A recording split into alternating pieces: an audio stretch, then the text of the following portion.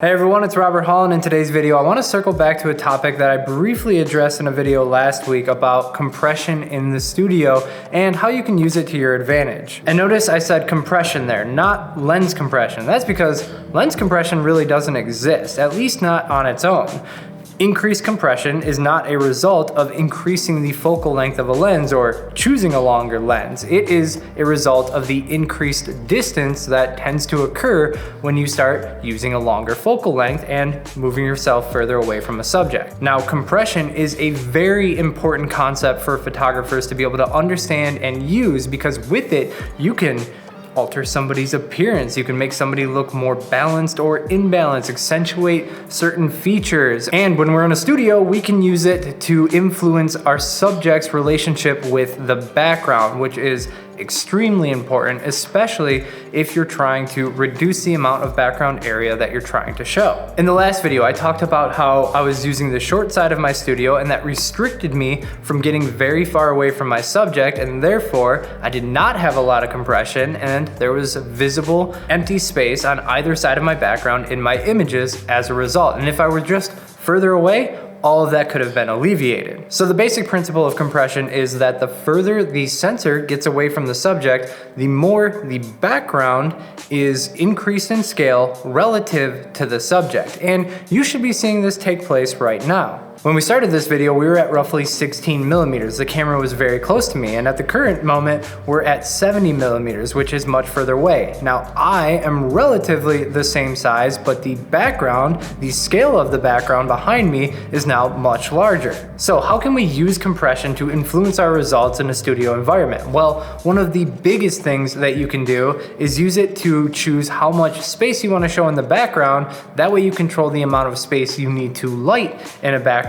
You can imagine in a situation like this, if I were trying to evenly light a background behind me, it gets easier as the camera gets further away and we are showing less of the background. That's less space that we have to light evenly, which is much easier to do.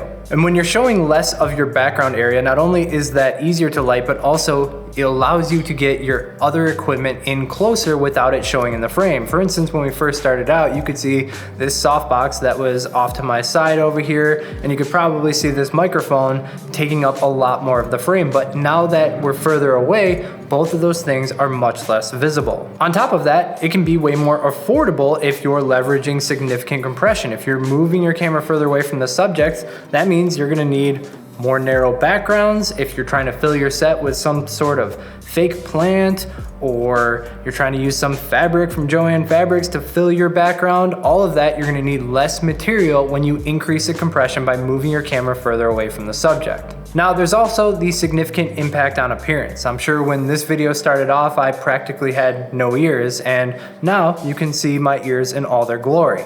Now, if you want to see this in a turbo fashion, here is this same principle that we're actively filming really quick with photos of Alex. If you guys just want something quick to reference, then you can check out this reel that is on my Instagram account.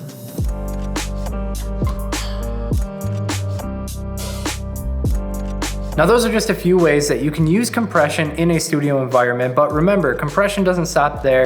It's a fundamental of photography that you should be applying to landscape photography and photojournalism, wedding photography, and literally every industry. There are ways that you can use compression creatively. Hopefully this gives you a better understanding of how to use compression, and also you should really consider this if you're ever looking into a studio space, because that was one of the biggest reasons that we chose this space, is just so we have a significant amount of distance that we can work with, allowing us the freedom to explore the effects of compression.